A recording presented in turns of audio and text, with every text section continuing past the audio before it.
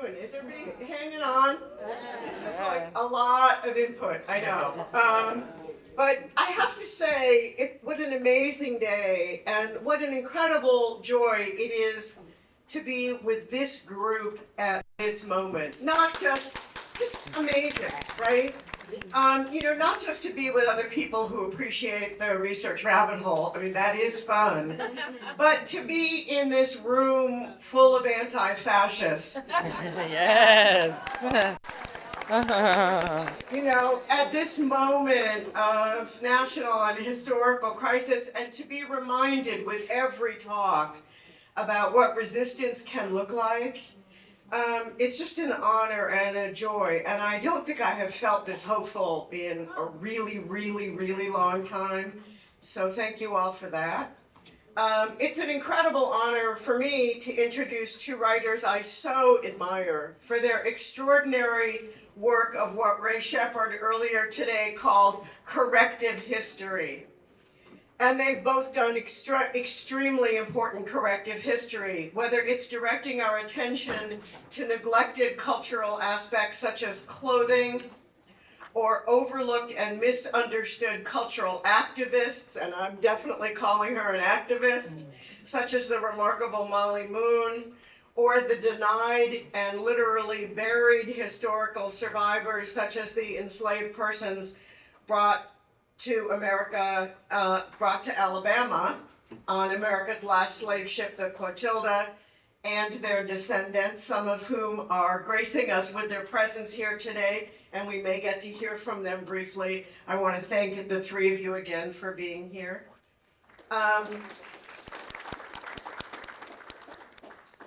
Both Tanisha Ford and Hannah Durkin so powerfully push back against the violence of the archive, practicing forms of cultural history that are both reparative and resistant to the erasure of history, helping us hold on to the history we need and that we demand. As Alilia put it this morning, they fortify us. This is a panel about the challenges of doing that work when the archive is so incomplete, when the archive is filled with gaps, when the archive is literally saturated with lies and misrepresentations. So let me introduce them both to you in the order in which they will speak. I'm going to invite them each to speak for 20 minutes. Then we will have a minute to hear from some of the descendants who are here and then to take your questions. Hannah Durkin is a historian whose most recent book, for sale in the back, The Survivors of the Clotilda, The Lost Stories of the Last Captives of the American Slave Trade, came out this year, about the Africans trafficked on the last U.S. slave ship to come into Mobile Bay. It has won many awards, and it is a model of doing almost impossible historical scholarship. Every time I go back to it, I marvel. Tanisha Ford is an NAACP Image Award-winning writer, cultural critic, professor of history at the Graduate Center in CUNY. Her most recent book, also for sale in the back, Our Secret Society, Molly Moon and the Glamour, Money, and Power Behind the Civil Rights Movement, brings us back somebody who was lost to us as a feminist activist and completely changes, I think, the way we understand the Harlem Renaissance. Other works of Tanisha Ford's include Dressed in Dreams, A Black Girl's Love Letter to the Power of Fashion, and Liberated Threads, Black Women's Style and the Global Politics of Soul. They are the recipients of numerous and well-earned accolades. Some of them are mentioned in your program. And without further ado, let me invite Hannah Durkin to the mic. Thank you.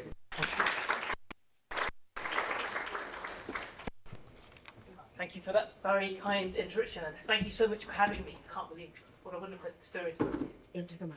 Yeah, sorry, and as you can probably tell, I have an English accent, so if anyone can't understand me, can't hear me, wave at the back and I'll try and... Yes, did I mention Hannah came all the way from England to be with us? Yeah. Okay, I meant to say that. Pro experience. But yeah, without further ado, I'll keep an eye on the time. Yeah, I'll make a start. So I want to begin with what I think is a really striking historical source. It's also quite a long one, sorry about that.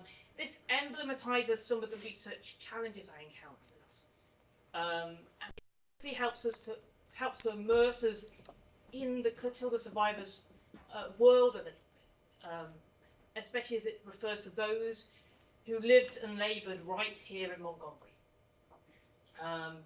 Also, of course, it's profoundly sad. It's one of the earliest records of the Clotilda survivors, although significantly, it does not identify them as Clotilda survivors. So this is an 1872 letter from a missionary to Reverend John Allcourt, who was the General Secretary of the American Colonization Society. And so this is 12 and a half years after the Clotilda survivors were kidnapped. And it's 7 years after they were liberated from slavery.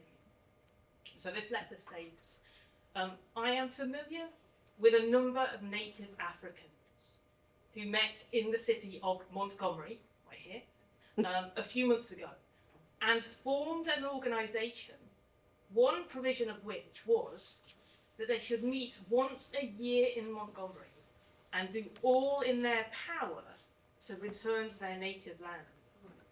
They were of the captives landed on our shores some 15 years since, 12 years since.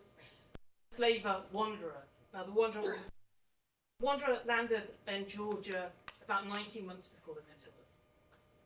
So I recently saw one of them, whose name is Peter.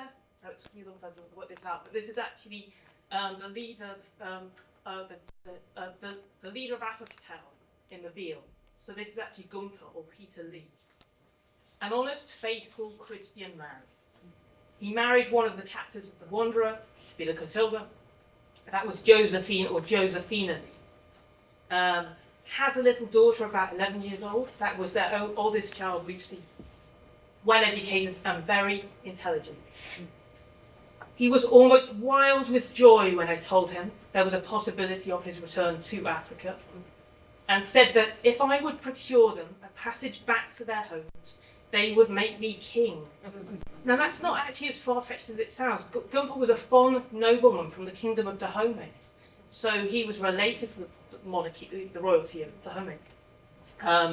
It is reported that there are from 50 to 100 of these people in the counties of Montgomery, Lowndes, Dallas, Wilcox, Conecuh, and Mobile, and there were around 100 Clotilda survivors.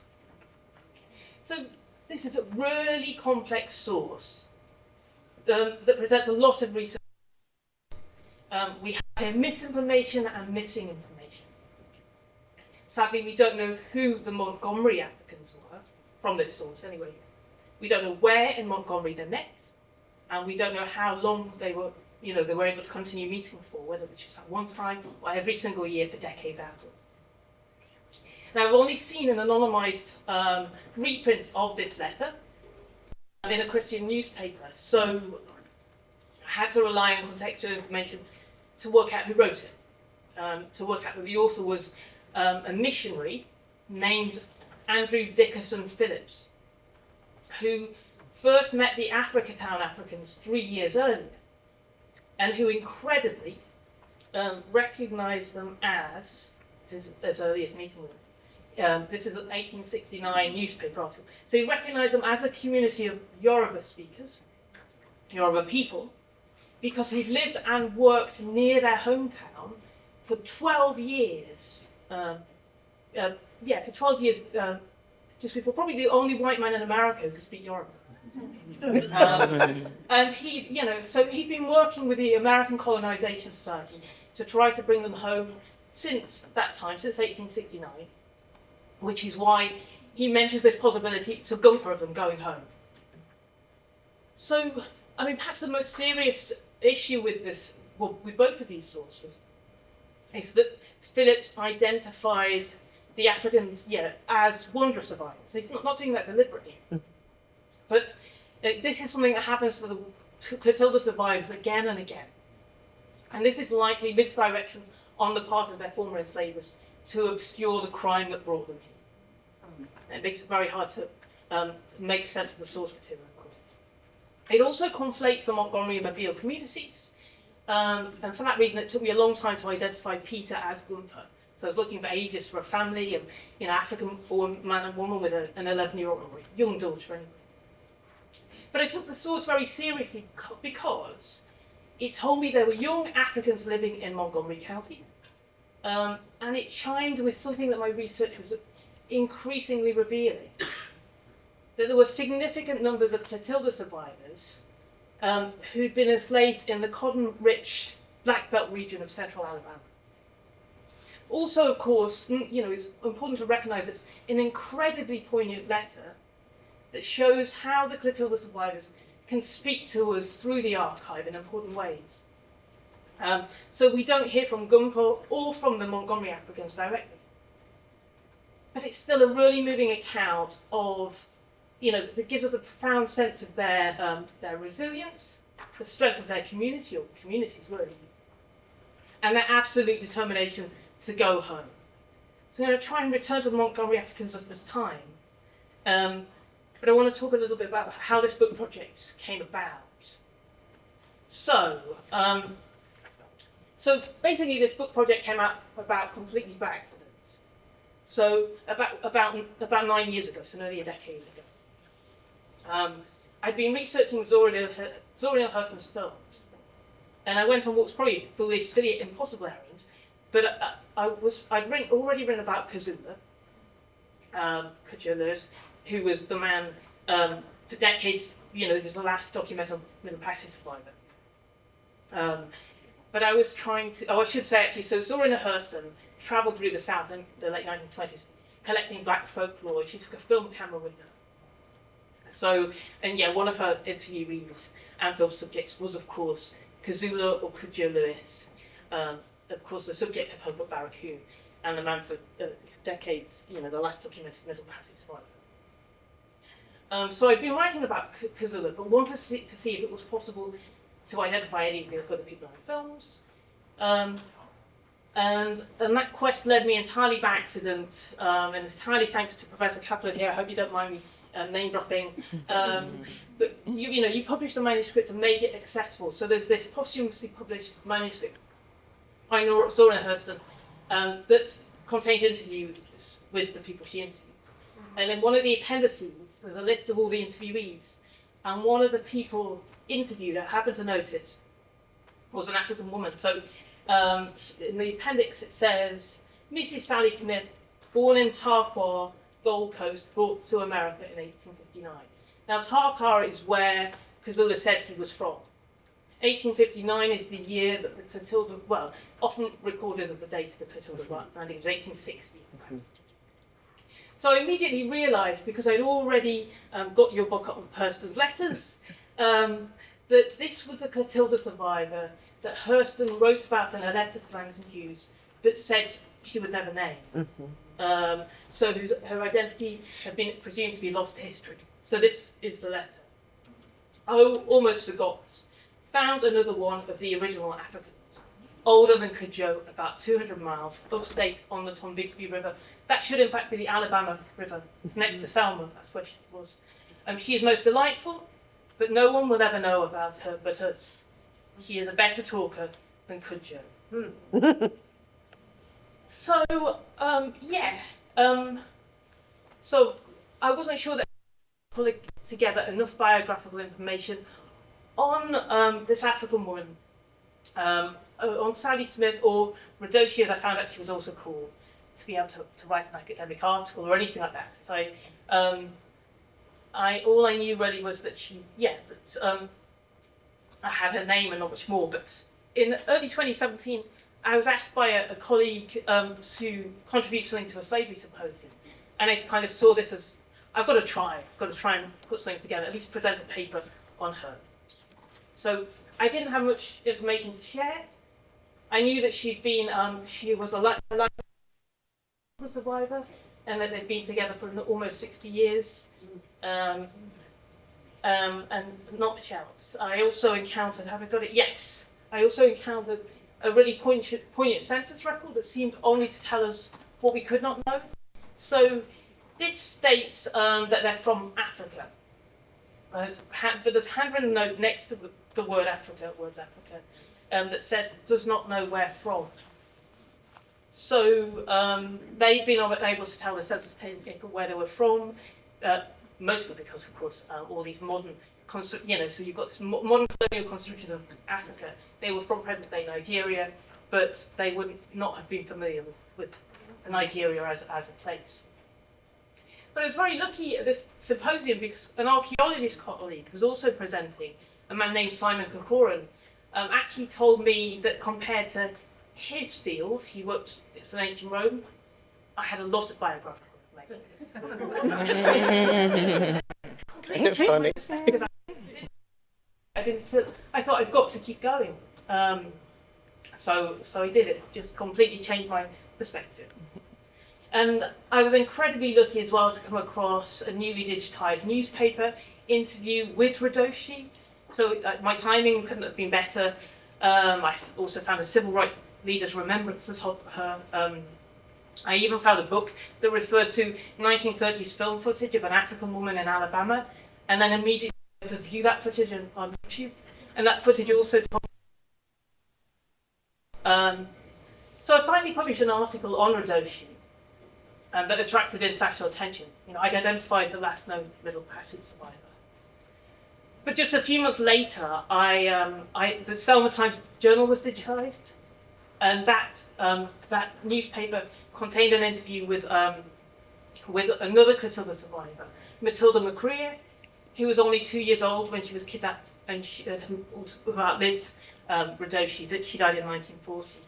And I felt terrible as I realised I'd been complicit in Matilda's historical erasure. I'd been talking about Radoshi, but her story was lost. So I immediately set out to try and write an article on her. And I then carried on trying to identify other Clotilda survivors. Mainly by comparing the names of African people in Alabama across different censuses. And when I encountered, I won't show you the film. Oh, sorry, I'll move beyond that. But I encountered the name of two Clotilda survivors who managed to relocate from near Selma, in fact from Rehoboth, which is next to Gee's Bend, and actually very close to where Matilda was. They managed to relocate more than 20 years after their separation from their fellow captors in Africa, in Mobile. That's when they decided to try and turn this into a book. So Quilla Wheeler, or Quilla, and also Ossa, or Ossie, or Ossa, also travelled to Africa Town somehow in the early 1880s. And sadly, in many cases, censuses are the only records of the Clotilda survivors. But I think we can still learn important biographical information from these census records. So we probably can't see it very well. But Ossa Hunter, Ossa Allen, Ossie Allen, it's clear he dies in the 1890s, but that bottom census record there shows that Katie Cooper, or Omalabi, who was one of the founders of Africa Town, she is bringing up his child, his son, and his son is her nephew. And they had American partners, so it's suddenly clear that Ossa and Omalabi were brother and sister. They reunited after 20 years. So there are things you can pull out of the censuses. So this comparative approach, proves to be incredibly revealing. So before research, the identities of the Clotilda survivors outside of Africa Town were presumed by historians to be lost, and also the assumption that there were many. But I soon realised that the size of the Africa was smaller than previously presumed. That basically individual survivors, including Kazula, counted as 2 or 3 different, recorded in different ways across the censuses, spelled differently. So many, in fact, most Clotilda survivors lived outside of Africa Town. So I read probably not too much time left, but actually we don't need to see that just yet. But I will see if I can move backwards now to where we were. Anyway, I just want to talk briefly about research methods, and very, very briefly about Montgomery and Matilda, and then I'll let you take over. But I really just wanted to talk about my methods, really. So a lot of the research material relating to the Clotilda survivors is incredibly fragmentary. And it needs to be read comparatively to be interpreted and understood. But I was actually amazed by just how much research material, archival material was out there. How much I could uncover. A lot, largely due to the digitization of material. Certainly the digitization of newspapers. Efforts to document and keep alive their ancestors' stories, which they and their descendants very generously shared. And I tried to find as many traces of African people living in Alabama in the late 19th and early 20th century as I could. So most archival sources relating to the Clotilda survivors do not name the ship. So I had to find other ways to determine their origins. I was helped by the Clotilda survivors tended to cluster together in distinct communities.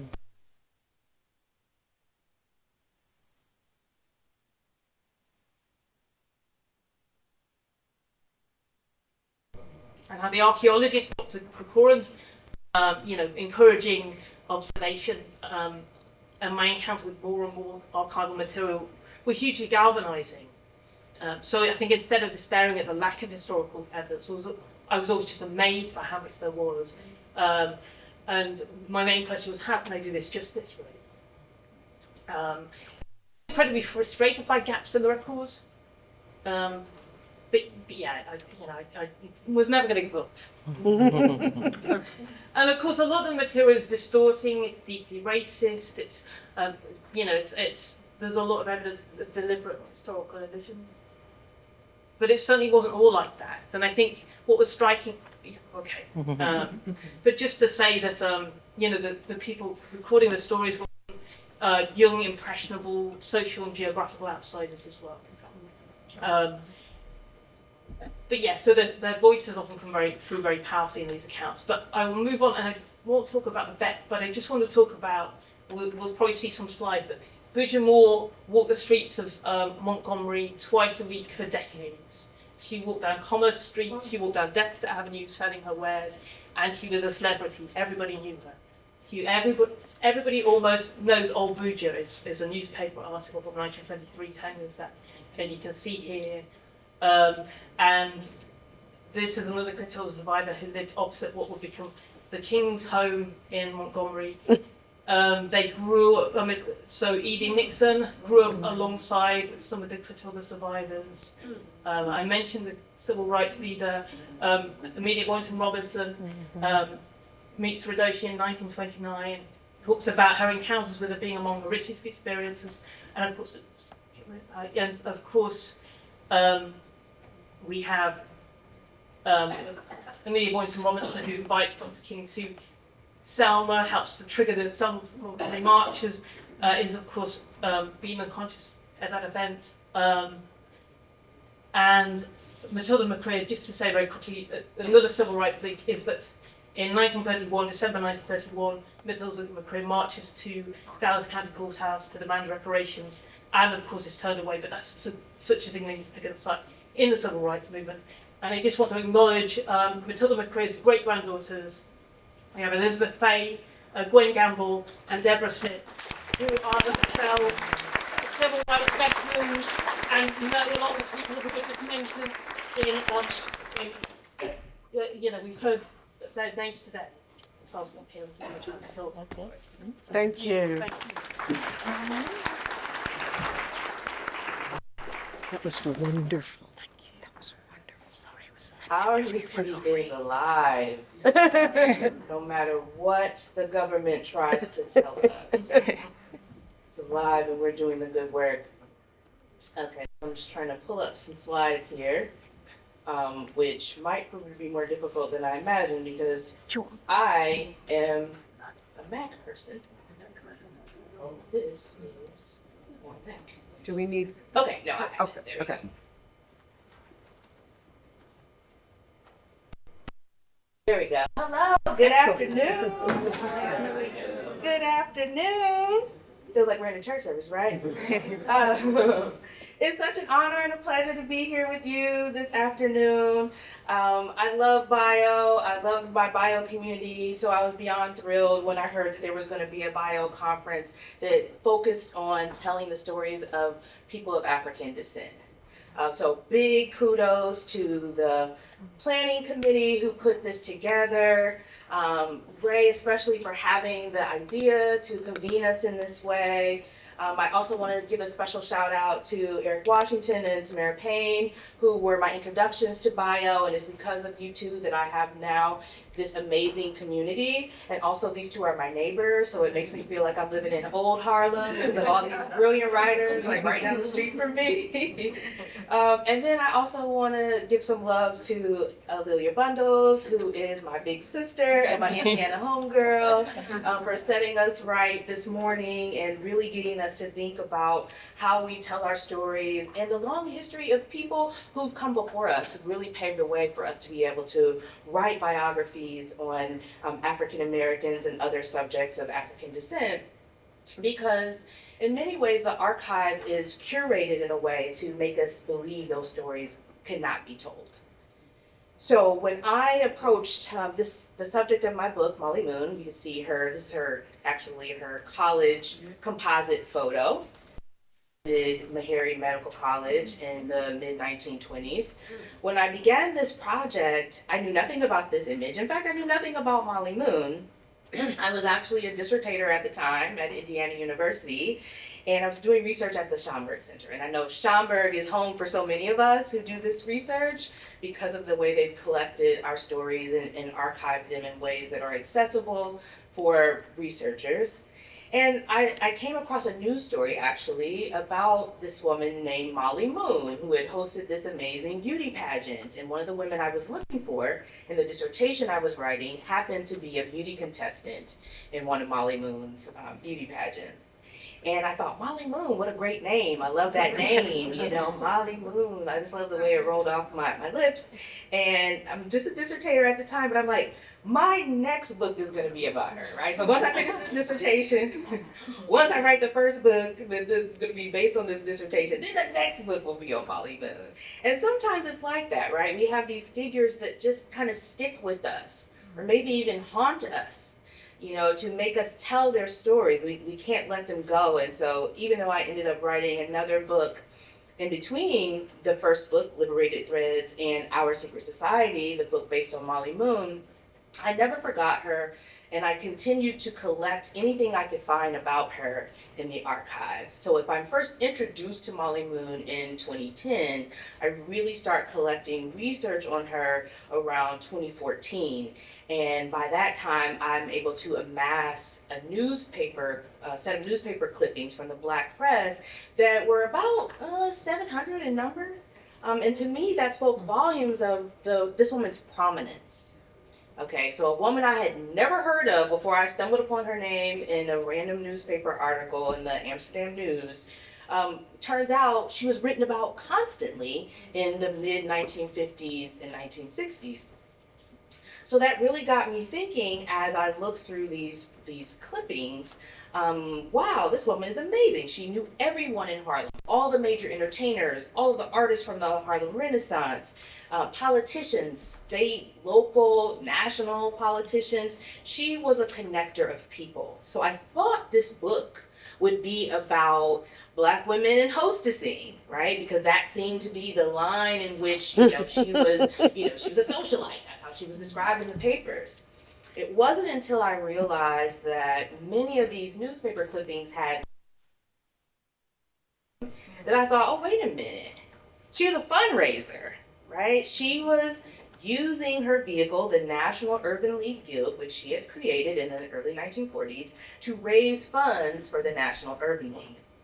And then I got to thinking, well, why is it that we don't think about how money for the movement was raised, right? We know that there were large-scale marches like the March on Washington. There were sit-in movements. We know there were breakfast programs. We know about the freedom rides. All those things cost money. Where does the money come from? Well, I realized that Molly Moon was the key to this history. So then I set about making myself an accidental biographer because now I had this subject who really needed to have this story told because it was the key to a much larger, complicated history. A history that I say blends the glamour and the grime, right? The glamour of the world that Molly Moon created that was always written about in the newspapers, but the grimy world of money. Right, and fundraising and figuring out whose money do we take, whose money do we deny, what will it do for the movement if we accept certain monies, you know, so this, Molly Moon was the key to all of this. Okay, so to return to this image, I'm just going to show a few images, not necessarily to, well, largely because I think that in this moment, we need to see Black people in love and joy, even as the world raged around them, right? So this, I think, is just a beautiful archive that Molly's life brings to the fore for us. But I'm going to show some of these images as I kind of talk through my research process, but also my methodology. So to return to this image, I found this in the Schomburg. This was a young Molly Moon. The youngest I found her in the archive. I have not found a photo of her younger. But this is when she was a student at Meharry studying pharmacy in the mid-1920s. She had been born in Hattiesburg, Mississippi in 1907. Had moved north briefly with her mother. They were migrants, like a wave of African Americans who moved north at the turn of the 20th century, and they settled in Cleveland with family who was already there. And Molly has this experience growing up in the Midwest before they return south, where she completes high school at Rust College in Mississippi, also the school that Ida B. Wells attended, for folks who know that history, and then, again, in Holly Springs, and then she goes on to Meharry. After she graduates with this degree in pharmacy, she moves to New Orleans where she marries her first husband, who is also a pharmacist, who was also one of her professors at Meharry, but we won't go there. But after this marriage busts up in a very public divorce, very messy, she moves to New York City in the early 1930s, where she finds herself among a community of other activists, intellectuals who are part of this new Negro or new Negro Renaissance. So that, to me, that's a way to think about the artistic production, but also the political thought of the 1930s, 1920s and 30s. So in this photograph, you can see Langston Hughes, you can see Dorothy West. Molly is actually seated in the chair behind Dorothy West, who's on the floor. You can see Louise Thompson Patterson. You can see Molly's third and final husband, Henry Lee Moon, who is in the back of the photo with the sweater and the collared shirt. But these young people were on their way to Russia, to the USSR, to make the film in Moscow. Now, how many people know about this film that I'm talking about, right? Okay, right, so this film is a propaganda film. It's supposed to tell the horrors of Jim Crow segregation in the United States. The film is never made, and I go into detail in the book about why this film is never made, but out of it is forged a community of thinkers who will become the intellectual and organizing brain trust of the civil rights movement. And I've heard stories of this, of course, because there's a collection of letters between Louise Thompson and Langston Hughes that was published. So you have all these letters, but Molly isn't necessarily at the center of them. So part of my challenge in figuring out who she was in her early life as a thinker was reading these pieces against the grain, right? These stories to find little kernels or nuggets of her. And then using those and reading them alongside Molly Moon's own letters from the time. So I found letters between Molly and Dorothy West, especially once the film goes bust and Molly moves to Berlin and Dorothy West stays in Moscow. They're communicating via letter, and their correspondences are a part of Dorothy West's papers at the Schlesinger Library. So I'm using these things to understand her life in Berlin in the early 1930s, where she's attending school, she is learning German, she becomes practically fluent in German, and she's also working in a lesbian cabaret, dressed up as a hostess, so it was this fascinating life, which got me to thinking then, the reason why we don't know her story is because she doesn't fit these paradigms or archetypes that we've created for Black women activists, right? You know, so what this story was calling for or requiring me to do was to create a new mold or model for studying the movement and the kind of women who emerged from this movement. So Molly Moon in her early intellectual life was very much a socialist thinker. She's blending elements of communism and socialism. She's blending elements of Black nationalism. She's also deeply connected to women's issues. Even before we're using the language feminist, she doesn't describe herself as a feminist, but her politics very much so are women-centered. And so I'm like, this woman is a thinker. And the history doesn't account for that. They just account for her as, you know, this party hopping, flirty bopping, you know, socialite who eventually comes to know everyone. But she was a serious intellectual. In her own papers, I was able to find drafts of articles that she published in The Crisis, where she was doing deep dives using her skills, because by this point, when she comes back to the United States, she becomes a social worker, aiding Black migrants who are moving to the North, in New York City in particular, during the Great Depression, right? So she's using these social science-based methods that she's learned through her job to study economic exploitation in the Midwest, right? In Gary, Indiana, most specifically. So it's my job then as the biographer to hold these complexities. Yes, she was fun and flirty, and yes, she hosted a great party for all of them. And yes, like Margaret Walker, she was a fantastic cook, and if you came to her house, she was going to cook you a meal. She was known for her house parties as well as her public parties. But she was also, again, this deep political thinker and strategist who, this is a photograph I found in their family collections in their family archive in Cleveland, that's at the Western Reserve Historical Society. This is Molly and Henry Moon shortly after they're married in the late 1930s. They become a political power couple, if you will, right? Where she becomes a major leader in the National Urban League, and Henry Moon, a journalist by training, who worked for a stint in FDR's White House as a low-level administrator in the Housing Authority. He becomes the publicity director of the NAACP. So in charting their Black love story that spans from the late 1930s to the mid-1980s when Henry Lee Moon passes, I'm able to chart this story, but also the rise of this political power couple and how they navigated a lot of the changing political tides of the mid-20th century. Oh yeah, so I can let you look at this for a second, because part of what I'm doing in this book is thinking about the role that Black women's social clubs played in this history, right? Because this is an understudied element of it, and I just love this photograph. It's in the book, so for those of you who get the book, this is in it.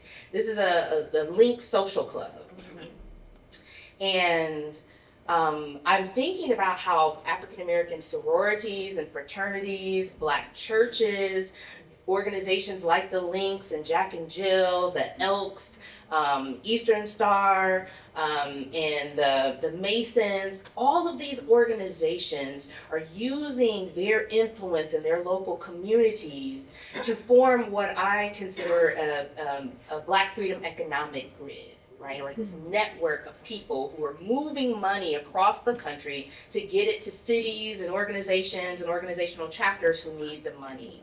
So under the face of all of this glamour is a community of Black people who are providing social services to the Black community at a time in Jim Crow era America when we were not beneficiaries from government assistance, right? So I'm saying this because, again, our history is alive. This is what we are going to have to rely on today when we are being denied services from our government. We're used to this, right? We have to go back to the roots of these stories.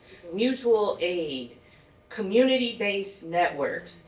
this is essential to our survival, and this message to me was driven home time and time again as I wrote this book.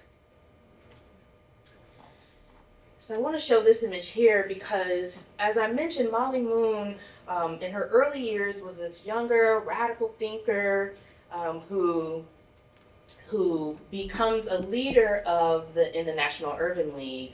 She establishes the National Urban League Guild in the early 1940s. Once Lester Granger, her good friend and colleague, who's also a social worker, takes over the reins of the National Urban League.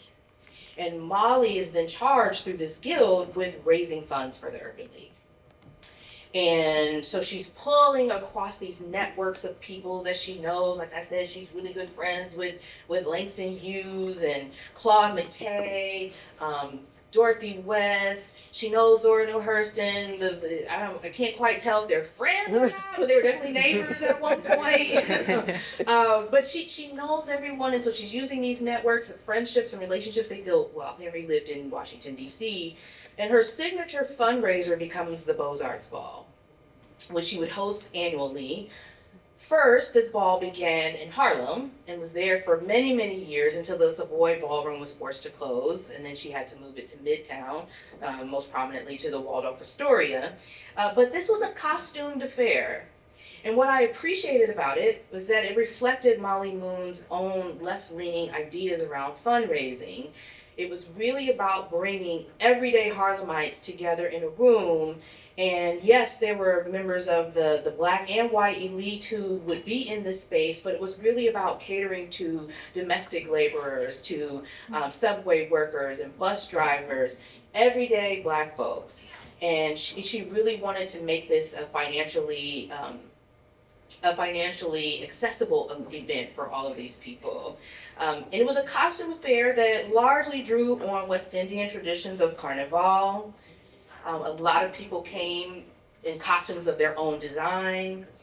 They competed in a costume competition, and they had big prizes, including a cruise to the Bahamas. I was like, I'll take it.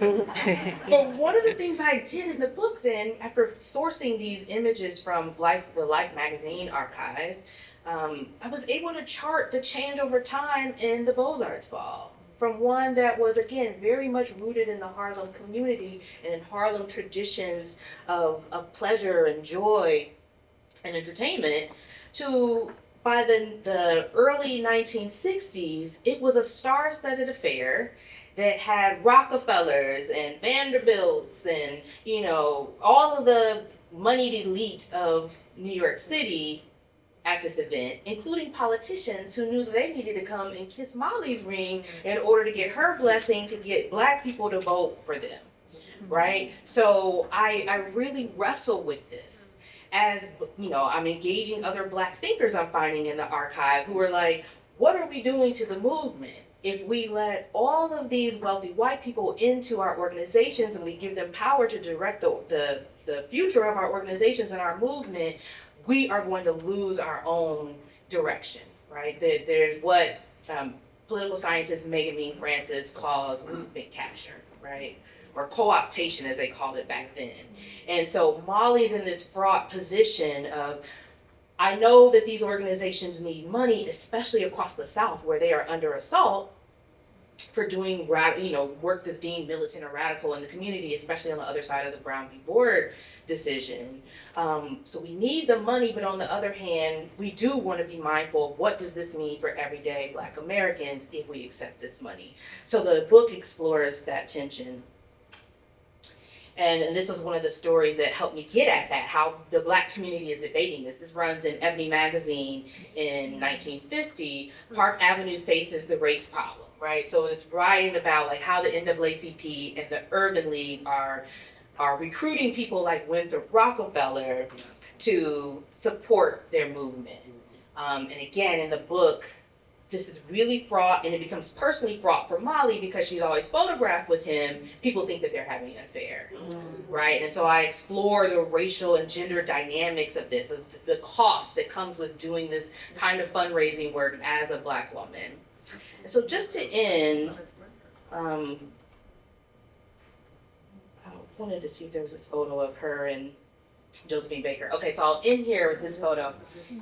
And I want to end here by saying, Molly Moon's story was screaming at me in the archive.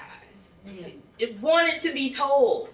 And I feel honored that I am the historian who was chosen to tell this story, because it's a rich and complicated history that helps us understand so much about Black women's lives in the mid-20th century as they navigated a hostile political landscape, but forged networks and community with one another. Thank you.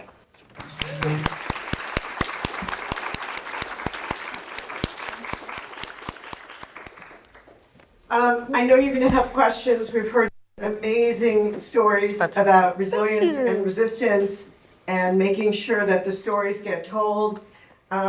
We have 3 civil rights veterans here who are descendants of the Clotilda survivors, and I'm going to give them the microphone first. Please introduce yourselves. Good evening, well, good afternoon. I'm Deborah Sanders Smith, and just to let you know, I'm a 1963 civil rights activist.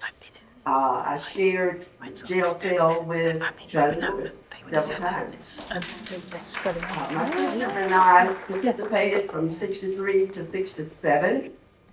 It was, well, there's 3 of us total from the family that actually participated in the movement.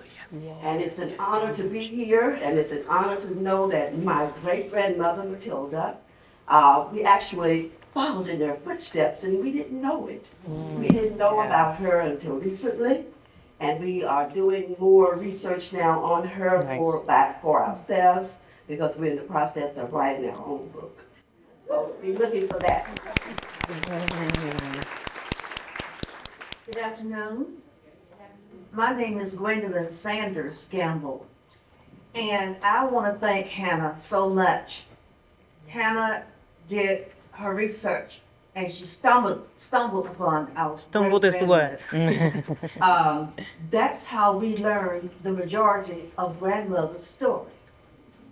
She even shared our information with the Smithsonian Channel. So in the February of 23, we were featured as, we did a reenactment of our great-grandmother, where the Smithsonian family had us to go to Selma, Alabama, and walk the 17 miles, as Hannah spoke, to the Dallas County Courthouse. She was a strong woman, and like Deborah said, we walked the streets of Birmingham. We faced Eugene Bull Connor every day. We went to jail. We protested, we boycotted. We also were student recruiters. In this, the movement had several workshops to teach the nonviolence and how to go out and recruit other students, because not many students were coming out at that time. Once we got the training, we went back to our schools. I'm not just talking about, I was a 10th grader at Auburn High School. Deborah was in the 8th grade. And we would go out to different schools, talk to our students. We would open their eyes on a lot of things that they had closed their eyes to. The facts about our books, how we were treated, how we got secondhand education. And we were tired of it. So we had to make them aware of it. And they responded, and they started coming out by the thousands. And I am so happy to have been a part of that. And to hear your stories and the stories that I heard today, I am just overwhelmed.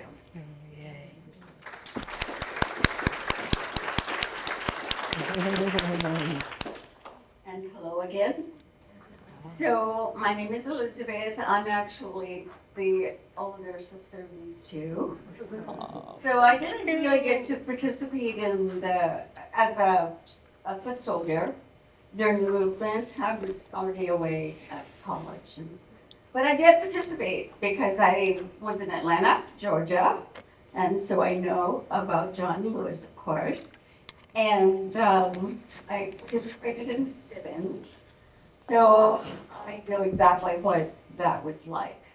Okay, and I want to know that I want you to know that these 2 ladies here were definitely my heroes. Oh. They put their lives in danger, and they did this knowingly. You know, they knew that they could encounter those real dangers, but didn't matter. We're doing it anyway because this is for our lives and for the lives of our children and grandchildren, hopefully for America.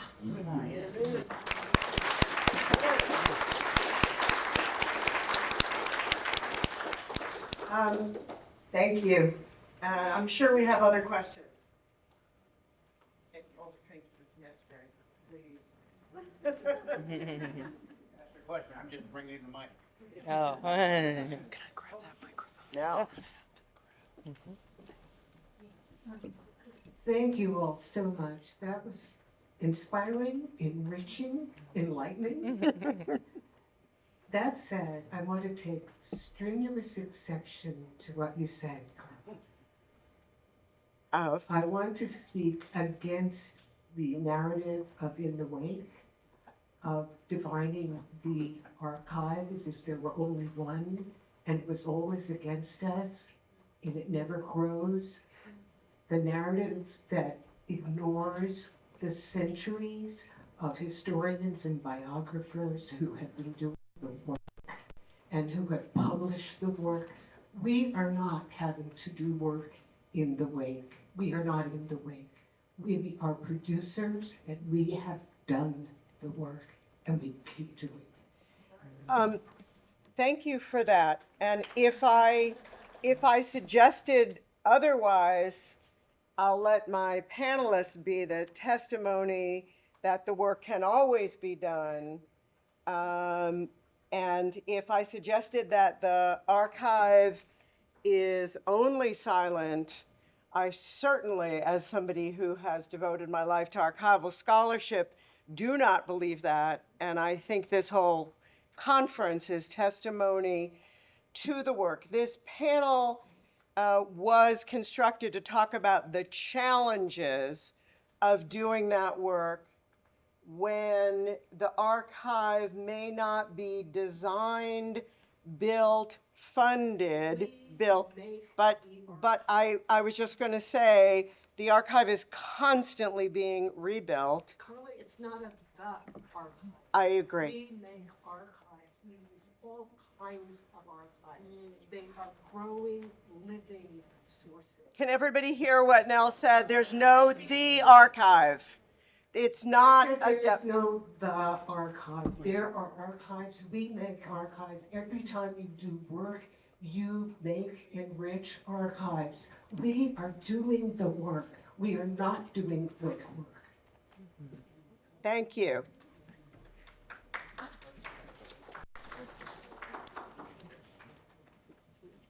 Professor Ford, my question is about your word interpretation. And I found that very interesting when you talked about methodology, the different kinds of archival sources that you use. And I guess my question is about the extent to which the images assisted in your interpretation of the multi-dimensional aspect of her life. Yes, thank you. I don't know if I have a microphone up here. It feels like there's tons of them, but I don't know if any are on. Thank you for that question. Yes, I love using photographs as a source. There's much that they can reveal. There's also a kind of sensitivity I like to have in terms of their limitations, using Lee Rayford's notion of how they like freeze a moment in time, and so it can capture something, but it doesn't capture the thing that happened immediately before or immediately after. So I like to use them, but then putting them in conversation with other kinds of source materials to help me understand a broader context. For example, to this point about even like the multiple archives and the different kinds of collecting practices that the archives I visited had, I like to use a photograph like this and read it vis-a-vis objects that I discovered in the Waldorf Astoria archive, right? So the kinds of flatware that would have been served, the menus with the food that they would have served, the kind of drapes that were, so really using this kind of material culture reading to help make the photo three-dimensional. And then in the writing, really part of the method of my writing is reading a lot of the Black women literary folks of the time. So I'm reading Nella Larson, I'm reading Ann Petrie, I'm reading, just across the 20th century. I'm reading all these women, Dorothy West, who are writing about race, class, and gender, and using their narrative styles to try to inform the way I'm even writing these stories or rendering the stories. So the photographs become this piece of ephemera, and I'm reading along other kinds of our archival materials. Time for one more question.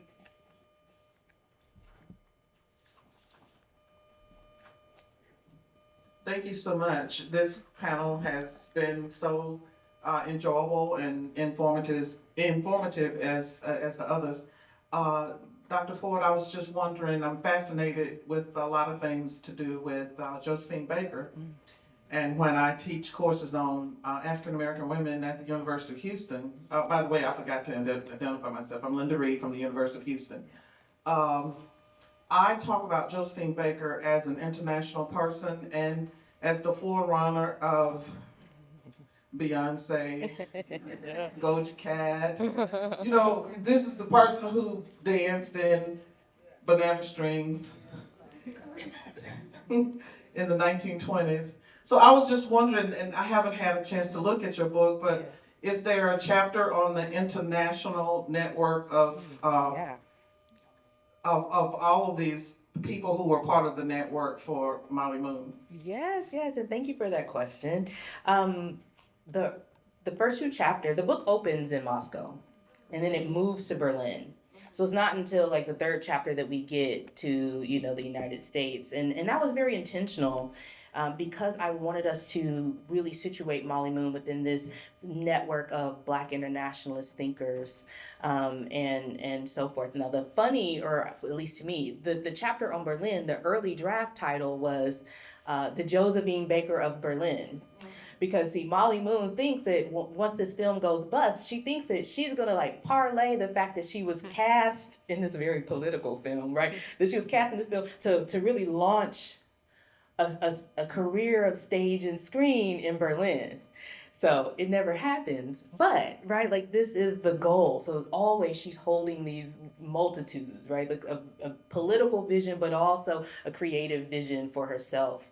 And so when in the newspaper clippings, when they talk about this Beaux-Arts ball where we can see Josephine Baker and Molly Moon together, they say like, La Baker meets the Queen, right? Like, because you have these two, women together. And I also use Josephine Baker to offer some readings of Molly Moon and how she is characterized and hypersexualized even into her, her senior years in the newspapers, and really trying to write against these sexist framings of her while also tracing some of the historical origins of these narratives around Black women in general, but her in particular, and really thinking about Black women's sexuality, not to say that, not to of course say that we shouldn't have a sexuality, that we're not erotic beings, but to say what happens when the press over sexualizes these women and diminishes other aspects of their political thought, their organizing strategies, and so forth.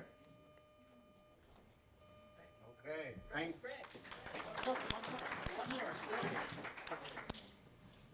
Just one more. Thank you, all of you, for your message. I forget your name from Hannah. Given the obscurity and the lack of information, how long did it take you, and what kept you encouraged to continue along that line? Yeah, no, thank you. Can everyone hear me all right? You might turn that. Oh, yeah, so it's off, isn't it? Thank you. Thanks, my technology savior. So it goes back almost, I think, 9 years. Well, I've been working on Kazul actually a bit before that point, so probably the Catilda story for more than a decade. But yes, 9 years ago, I think probably to the month that I came across Radoshi's name, or her American name anyway. And then it was another year before I was invited to that symposium where I talked about her for the first time. So that's 8 years, isn't it? So it has been, yeah, so it's been 8 years, and it's been, it spiraled very, very quickly when I basically got a book contract, then I had to write it quite quickly. But otherwise I'd probably still be researching, I think. So yeah, long time, and obviously there's so much more that newspaper material that could be digitized that probably left up. I've got so many more stories to tell, but hopefully it's more, I've still tried to be as thorough as I possibly could be. So yeah, thank you. Thank you, everyone, and thank you for this panel. At 3:40, come back energized. Thank you both so much. Thank you. I want to make